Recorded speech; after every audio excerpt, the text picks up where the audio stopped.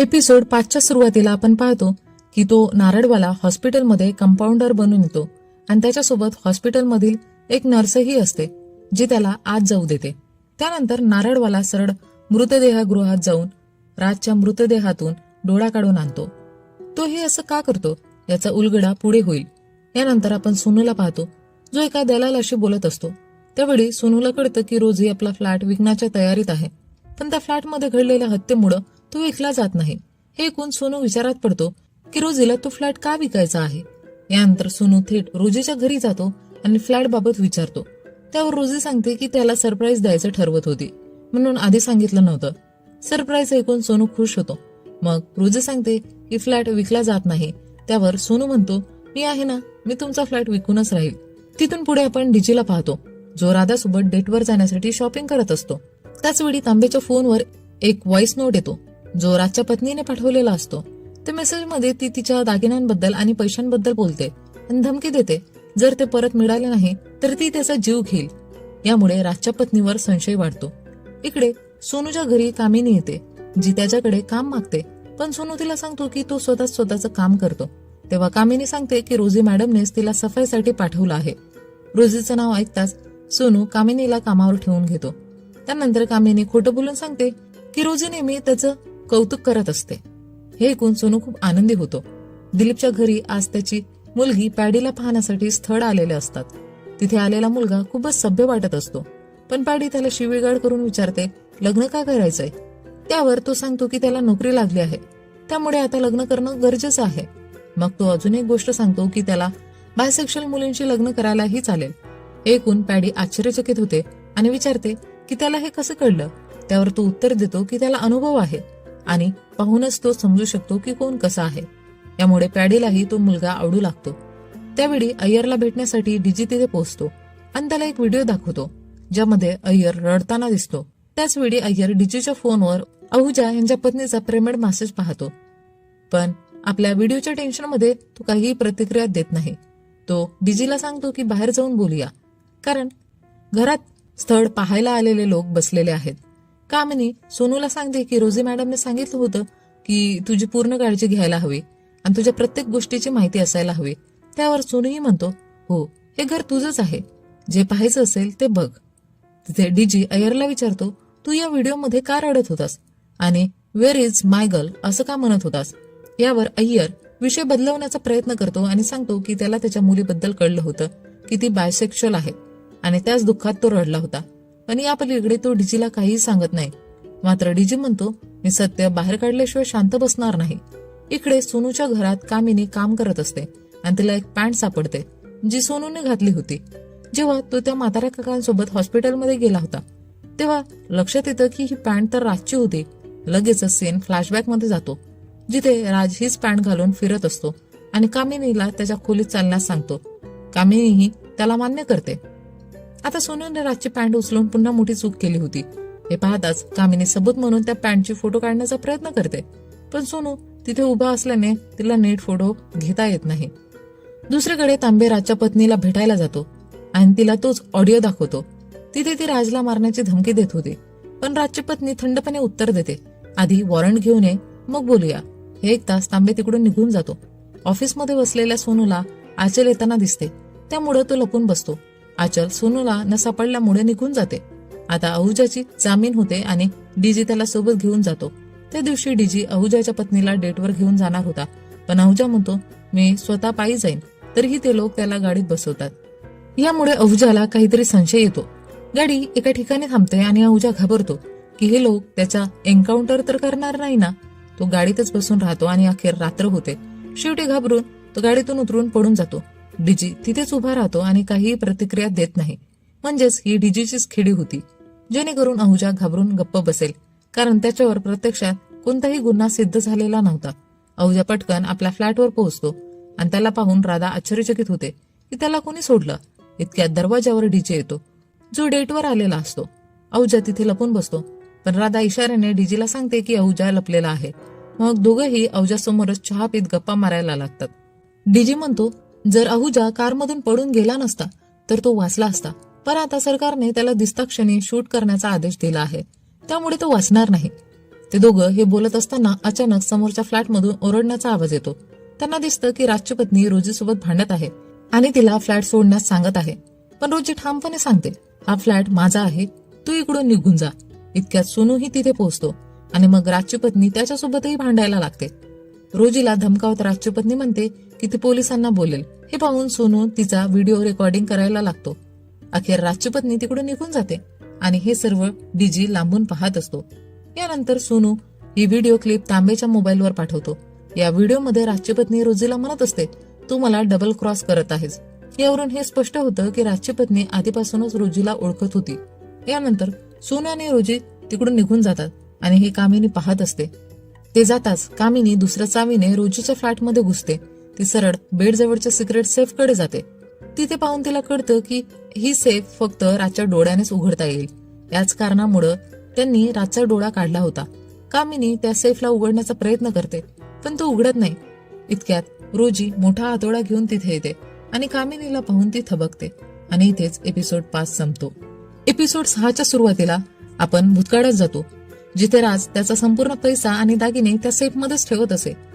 ही safe फक्त राजच्या डोळ्यानेच आणि पासवर्डनेच उघडला जाऊ शकतो. कामिनी घराची साफसफाई करताना हे पाहत असे. परत वर्तमान काळात रोजी कामिनीला सांगते, चल आता तू हा सेफ उघड. कामिनी वारंवार प्रयत्न करते पण लॉक काही उघडत नाही. यावर रोजी म्हणते, माणसाची जर डेथ झाली असेल तरी त्याचे डोळे फक्त 6 तासांपर्यंतच उपयोगी पडतात. आता लक्षात येतं की रोजी त्या दिवशी हातोडा घेऊन हा सेफ का शोधत होती, पण तिला ती सेफ सापडली नव्हती. रोजी कामिनीला सुचवते, तू पासवर्ड टाकूनही प्रयत्न करू शकतेस. कामिनी राजचा बर्थडे पासवर्ड म्हणून टाकते पण लॉक उघडत नाही. रोजी सावध करते, जास्त वेळा चुकीचा पासवर्ड टाकलास तर सेफ कायमचा लॉक होईल, मग ना तुला मिळेल ना मला. यानंतर दोघींमध्ये एक डील होते. कामिनी म्हणते, जे काही असेल ते आपण 50-50 वाटून घेऊ. रोजी मात्र ठाम असते, नाही 80-20% करू. आणि शेवटी त्यांची ही डील फायनल होते. रोजी कामिनीला सांगते, आता इकडून निघून जा, मी काही प्रयत्न करून बघते, लॉक उघडलं तर तुला सांगेन. पण कामिनीला रोजीवर अजिबात विश्वास नसतो. त्यामुळे ती राजच्या डोळ्याची आणि रोजीचाही फोटो काढते आणि रोजीला थेट धमकी देते, जरा जास्त हुशारी केलीस तर पोलिसांना सांगेन की तू यात सामील आहेस. कामिनी तिकडून निघून जाण्याआधी रोजी तिच्याकडून सेफची डुप्लिकेट चावी घेते. यानंतर रोजी ताबडतोब सेफ उघडण्यास जाते आणि सहज उघडते. म्हणजेच तिला पासवर्ड आधीच माहिती होता, फक्त सेफ कुठे आहे हे तिला माहिती नव्हतं. दृश्य इथंच कट होतं. कामिनी आपल्या घरी जात असते. तिच्याकडे तो डोळा अजूनही असतो. अचानक तांबे तिथे येतो आणि तिला सोबत नेतो. त्यांच्या संभाषणावरून कळतं की तांबेनेच कामिनीला राजच्या फ्लॅटची चावी दिली होती, जेणेकरून ती तिकडून निघून काही पुरावे शोधू शकेल. तांबे तिला विचारतो, तू सोनूच्या घरात डोकावून काही मिळवलंस का? कामिनी उत्तर देते, रोजीने मला घरात शिरताच पकडलं आणि चावी घेतली. तिने मला हकलून दिलं. मला वाटतं की सोनूनेच राजचा खून केला असावा. त्याची पॅन्ट ही सोनूकडेच आहे. कामिनी तांबेला फोटो दाखवते पण फोटो ब्लर असल्यामुळे त्यातून काहीही समजत नाही. दुसरीकडे राधा अहुजाला बेडरूम बाहेर हकलून देते आणि डीजीशी फोनवर गप्पा मारू लागते. त्याचवेळी डीजीला पुन्हा एकदा ती विचित्र दुर्गंध येऊ लागते. तो वैतागून त्या वासाचा शोध घ्यायला लागतो. रोजी सोनूकडे येते कारण आज त्यांची डेट होती. पण अचानक रोजीच्या हातून वाईन सांडते आणि त्या जमिनीवर लालसर डाग पडतो. कामिनीला घरी सोडताना तांबे तिला सांगतो, सोनूकडे काही विचित्र केमिकल्स आहे, तू त्यांचा उपयोग कशासाठी करतोय हे माहिती नाही, पण जर तुला सोनूकडे कोणाचा डोळा वगैरे सापडला तर ताबडतोब फोटो काढून मला पाठव, कारण राजचा डोळा सोनूनेच काढून नेला होता. हे ऐकून कामिनीला धक्का बसतो. ती तो डोळ्याचा डबा लपवते आणि म्हणते, मला काही नवीन कळलं तर तुम्हाला नक्की कळवेन. सोनू वाईनचा लाल डाग केमिकलने स्वच्छ करू लागतो. हे पाहून रोजी म्हणते, मला थोडंफार याबद्दल माहिती आहे. हे ऐकून सोनू रोजीच्या अजूनच प्रेमात पडतो. त्याचवेळी सोनू रोजीला किस करणार असतो. तेव्हाच रोजी म्हणते, हे सगळं लग्नानंतर. सोनू मनात विचार करतो, अरे हा तर माझा डायलॉग आहे. यानंतर दोघेही हसतात आणि एकत्र बेड घालवतात. डीजीला अखेर ती विचित्र दुर्गंध येणारी जागा सापडते. तिथे त्याला एक उंदराने कोरतडलेला नोट दिसतो आणि जवळच एक उंदीर मरून पडलेला असतो. डीजी विचार करतो, राजचा मृत्यू विषामुळे झाला असावा. हा उंदीर या नोटेला कुरतडून मेलाय, म्हणजेच नोटीमध्येच विष होतं. आणि एपिसोड 6 इथेच संपतो. कथा राजच्या मर्डरच्या 20 दिवस आधी जाते. राज एका बारमध्ये असतो आणि त्याच्यासोबत दिलीप अय्यर देखील असतो. दिलीप आधी लाजत असतो, पण राजच्या सांगण्यावरूनच त्याला एक मुलगी आवडते. तो तिला बघत राहतो. रोजी बरोबर पार्टी करून सोनू सकाळी उठतो. त्याला रोजीने काल दिलेली टेडी बिअर दिसतो. रोजीने सांगितलं होतं की हे तुला माझी आठवण करून देत राहील. पण सोनूच्या लक्षात येतं की त्या टेटीवर राजचं नाव लिहिलेलं आहे. डीजी त्या नोटची टेस्टिंग करून घेत असतो. त्याचवेळी तांबे देखील त्या केमिस्टकडे जातो जिथे सोनूने तो 500 रुपयांचा नोट दिला होता. तांबे तो नोट उचलतो आणि म्हणतो, आता याची नीट चौकशी होईल. सोनू एका एजंटशी बोलत असतो की त्याला आणि त्याच्या गर्लफ्रेंडला बाहेर फिरायला जायचं आहे. पण सोनूच्या अतिप्रश्नांमुळे तो एजंट वैतागतो आणि फोन कट करतो. याचवेळी कामिनी सोनूच्या घरात येते आणि आपल्यासोबत तो डोळा आणते.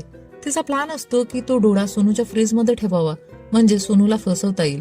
पण सोनू घरातच असतो, त्यामुळे ती एवढ्या लवकर डोळा फ्रीजमध्ये ठेवू शकत नाही. पोलीस स्टेशनमध्ये रिपोर्ट येतात आणि डीजीला कळतं की विष नारळ पाण्यात नव्हतं तर त्या नोटांमध्ये होतं.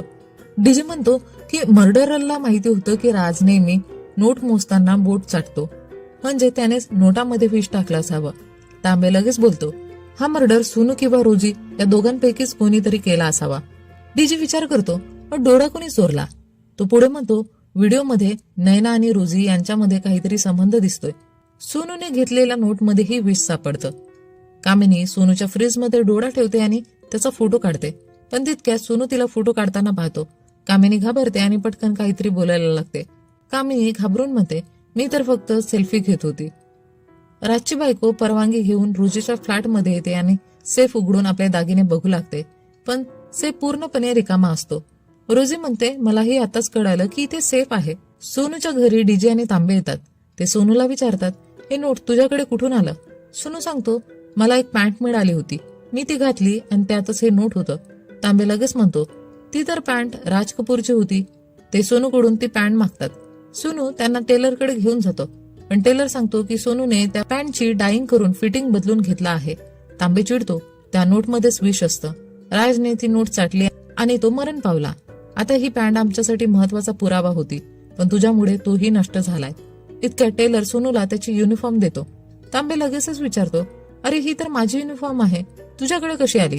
सोनू उत्तर देतो, त्या दिवशी तुम्हीच म्हणाला होतात ना काहीही घाल, म्हणून मी हेच घातलं. तांबे वैतागून म्हणतो, हा तर सगळ्यात मोठा मूर्ख आहे, आणि त्याला गप्प बसवून तो तिकडून निघून जातो. सोनू ऑफिसला जातो, जिथे त्याला एजंटचा फोन येतो. तो रोजीला घेऊन मालदीवला जाण्यासाठी तिकीट बुक करतो. इतक्यात आचल त्याच्या फोनमध्ये एक फोटो बघते, ज्यात सोनू आणि रोजीच्या लग्नाचा फोटो असतो. हा फोटो सोनूने एडिट करून वॉलपेपरला लावलेला असतो. हे पाहून आचल संतापून ऑफिसमधून निघून जाते, कारण तिला समजतं की सोनू तिला फसवत होता. तांबे त्याच बारमध्ये पोहोचतो जिथे रोजी असते. तो तिथल्या एका मुलीला विचारतो. सगळ्या मुली सांगत होत्या की एक माणूस सारखा तुझा नंबर विचारत होता. कोण होता तो व्यक्ती? ती मुलगी त्याला पूर्ण गोष्ट सांगते आणि फ्लॅशबॅक सुरू होतो. फ्लॅशबॅक मध्ये राज आणि दिलीप अय्यर बारमध्ये बसलेले असतात. अय्यरला एक मुलगी आवडते आणि तो तिच्यासोबत डान्स करतो. तांबे आधी अय्यरला दारू पाजतो आणि मग विचारतो, तू त्या बार डान्सर मिकेलाच्या मागे का पडलास? अय्यर उत्तर देतो, मी तिच्या प्रेमात पडलो होतो, पण ती मला सोडून गेली. तो पुढे सांगतो, जेव्हा मी तिच्यासाठी रडत होतो तेव्हा रोजी आणि राजने माझा व्हिडिओ बनवला. तोच व्हिडिओ डीजी मला विचारत होता. अय्यर पुढे सांगतो, राज मरणाच्या 2 दिवस आधी रोजीने मला बारमध्ये बोलावलं आणि म्हणाली, मी तुला मिकेलचा नंबर देईल, पण त्याआधी तू नॉमिनेशन पेपरवर साईन कर. रोजी अय्यरला सांगते, जर तू नॉमिनेशन पेपरवर साईन केलंस तर फ्लॅटमध्ये राहायला तुला कोणतीही अडचण येणार नाही. हे ऐकून अय्यर मान्य करतो, पण आता त्याला समजतं की रोजीने हे सगळं साईन राजच्या मृत्यूच्या आधीच घेतले होते, त्यामुळे तो विचारात पडतो. राधा डीजीला भेटण्यासाठी निघाली होती, पण अहुजा मुद्दामच बाथरूमचं दार लॉक करून आपल्या मुलासोबत बाहेर फिरायला निघून जातो. राधा यामुळे वैतागते. सोनू एका ब्रोकरला भेटतो आणि सांगतो, राज कपूरचा फ्लॅट विकायचा आहे, थोडा कमी किमतीत जरी गेला तरी चालेल. ब्रोकर सांगतो की बबलूभाई नावाचा एक माणूस आहे जो हा फ्लॅट खरेदी करेल. तो 70 लाख रुपये कॅशमध्ये आणि उरलेले अकाउंटवर देईल. सोनू ब्लॅक मनी घेण्यास प्रथम नकार देतो, पण रोजीसाठी हे करण्यासही तो तयार होतो.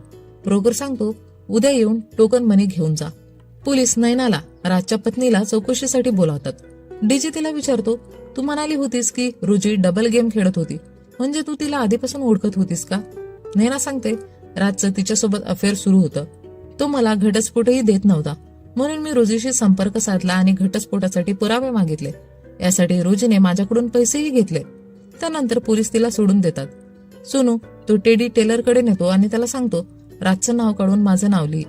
डीजी एव्हिडन्स मध्ये काहीतरी शोधत असतो, तेव्हा त्याला एक पेपर सापडतो ज्यावर लिहिलं असतं, सॉरी. अहुजा जेव्हा आपल्या घरात परततो आणि बाथरूम उघडतो तेव्हा त्याला समजतं की राधा तिकडून गायब झाली आहे. तो विचार करतो की ती कुठे गेली आहे. टेलर जेव्हा तो टेडी उघडतो तेव्हा त्याच्या आत खूप सारे पैसे आणि दागिने सापडतात. आपल्याला समजतं की हे पैसे आणि दागिने तिथे रोजीनेच लपवले होते. हे सगळे राजच्या बायकोचे होते आणि रोजीने सोनूला हा टेडी दिला होता कारण तो सुरक्षित राहील. आणि एपिसोड 7 इथेच संपतो. एपिसोड 8च्या सुरुवातीला टेलर तो टेडी सरळ पोलिसांकडे नेतो. पोलीस सगळे पैसे आणि दागिने जप्त करतात, पण थोडं सामान टेलरकडे लपून ठेवलं जातं. सोनू पुन्हा ब्रोकरकडे जातो आणि फ्लॅटचे कागदपत्र दाखवतो. तो टोकन मनी घेतो. ब्रोकर त्याला सावध करतो, एकदा डील फायनल झाली की फ्लॅट देण्यास नकार देऊ नकोस, नाहीतर बबलूभाई खूप रागवेल आणि कदाचित तुला मारूनही टाकेल. डीजी आणि तांबे सर्व नोट्स तपासतात. डीजीला अर्ध्या नोट्सवर ग्लिटर लागलेलं दिसतं आणि त्याला रोजीच्या बारमध्ये पाहिलेलं ग्लिटर आठवतं. तो काही सिरियल नंबरच्या नोट्स ओळखतो आणि त्या तपासणीसाठी पाठवतो. त्याच वेळी राधा तिथं पोहोचते. अहुजा त्याच्या पत्नीच्या बेपत्तापणाने अस्वस्थ होतो. त्याची नजर बाथरूमच्या व्हेंटिलेशनवर पडते. फ्लॅशबॅकमध्ये दिसतं की राधाने व्हेंटिलेशन मधून पलायन करून राजच्या फ्लॅटमध्ये प्रवेश केला होता. तिथे सोनू आणि रोजी बोलत असतात आणि राधा त्यांच्या गुप्त गोष्टी ऐकते. सोनू म्हणत असतो हा फ्लॅट विकला जाणार आहे आणि नंतर मी रोजी सोबत थेट मालदीवला जाणार. पण रोजी म्हणते माझं ब्लॅक मनी वाईट करणारा माणूस आता राहिलेला नाही. हे ऐकून डीजीला वाटतं की रोजी आधीपासून ब्लॅक मनी वाईट करण्याच्या कामात गुंतलेली होती. सोनू आचल सोबत बसलेला असतो. आचल त्याला वेडिंग गिफ्ट देते कारण तिला वाटतं की सोनूचं लग्न झालं आहे. डीजी आणि तांबे ठाण्यात वडापाव खात खात केसवर चर्चा करत असतात. त्यांचा मुख्य संशय सोनू आणि रोजीवरच असतो. तांबे म्हणतो हे दोघं राजच्या हत्येमागे असू शकतात, पण ते विचार करतात राज इतके दिवस बाहेर पडलेलाच नाही, मग त्याला व्हाईट मनीसाठी पैसे कुठून येत होते. डीजीच्या डोक्यात प्रकाश येतो आणि तो म्हणतो ते चायनीज फूड आणणाऱ्या मुलाच्या माध्यमातून असावं. पण तांबेला यावर विश्वास बसत नाही. तो अजूनही फक्त सोनूवरच संशय घेत राहतो. ऑफिसमध्ये सोनूचं एका माणसाची भांडण होतं. हा माणूस सेल्समॅन ऑफ द इयर बनला होता, पण सोनूने त्याच्या होणाऱ्या बायकोला त्याच्या एक्स गर्लफ्रेंड सोबतची फोटो पाठवले, ज्यामुळं त्याचं लग्न मोडतं. तो माणूस रागाने ऑफिस सोडून गेल्यानंतर सोनू खूप आनंदी होतो. राधा परत तिच्या फ्लॅटकडे येते. अहुजा तिला प्रश्न विचारतो, पण ती उत्तर देत नाही. तेव्हा अहुजा तिला धमकी देतो, हे विसरू नकोस की मी एकदा आधी मर्डर करण्याचा प्रयत्न केला होता. त्यामुळे त्याची बायको घाबरते.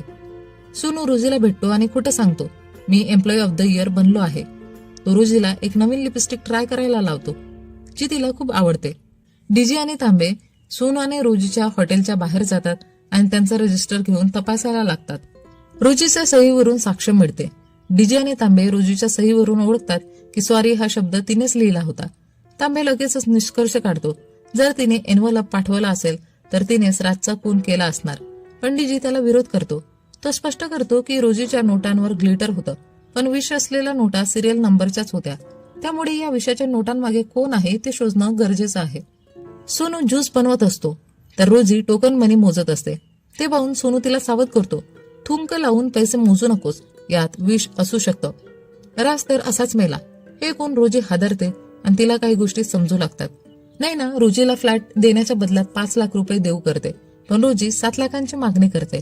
फ्लॅटच्या मोहामुळे नैना 7 लाखांना तयार होते आणि 2 लाख ऍडव्हान्स देते.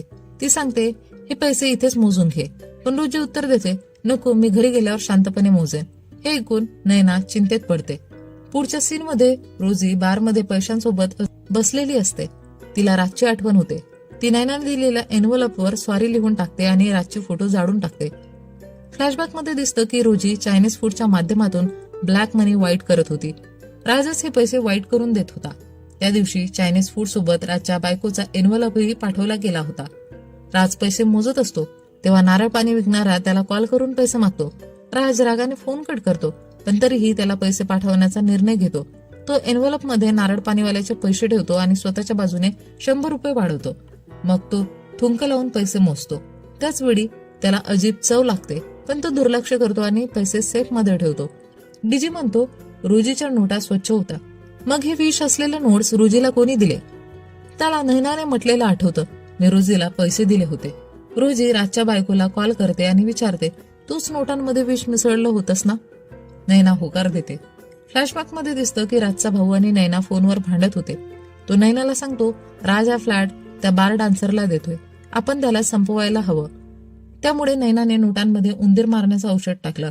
तिचा प्लॅन असा होता की रोजी थुंक लावून पैसे मोजेल आणि मरेल, पण हे पैसे राजपर्यंत पोहोचले आणि त्याचाच मृत्यू झाला. रोजी म्हणते, मी पोलिसांना सगळं सांगणार. पण नैना उत्तर देते, जा सांग, मीही सांगेन की तू ब्लॅक मनी वाईट करत होतीस. हे ऐकून रोजी गप्प बसते. पोलीस रोजी आणि सोनूला अटक करण्यासाठी येत असतात. त्याचवेळी अहुजा त्याच्या बायकोवर चिडलेला असतो आणि तिला मारण्याचा विचार करत असतो. जसं पोलीस सोसायटीत पोहोचतात, त्यांच्या गाडीवर एक बॉडी कोसळते. सुरुवातीला वाटतं की अहुजाने बायकोला ढकललं, पण ती रोजी असते. मरण्याआधी ती फक्त फोन एवढंच बोलते आणि तिचा मृत्यू होतो. ते रोजीच्या फ्लॅटमध्ये जातात आणि त्यांना तिचा फोन सापडतो. फोनमध्ये रातच्या बायकोची कॉल रेकॉर्डिंग असते. त्यात ती विष मिसळल्याची कबुली देते. त्याचवेळी सोनू बाथरूम मधून बाहेर येतो आणि विचारतो, काय झालं? त्याला अजूनही रोजूच्या मृत्यूबद्दल माहिती नसते. तांबे सोनूच्या फ्लॅटची झडती घेतो. फ्रीजमध्ये त्यांना रातचा डोळा सापडतो. कॉन्स्टेबल सोनूचा एक बॉक्स आणतो, ज्यात त्याचा पासपोर्ट असतो आणि त्यावर त्याचं खरं नाव शाश्वत लांबा असल्याचं दिसतं. डीजी नैनाला अटक करतो. तिच्या विरुद्ध सर्व पुरावे मिळालेले असतात. पण डीजीच्या डोक्यात अजूनही एक विचार असतो, सोनू म्हणजेही काहीतरी मोठी खेळी खेळणारा माणूस आहे. आणि तपास सुरूच राहतो. यासोबतच ही वेब सिरीज इथेच संपते.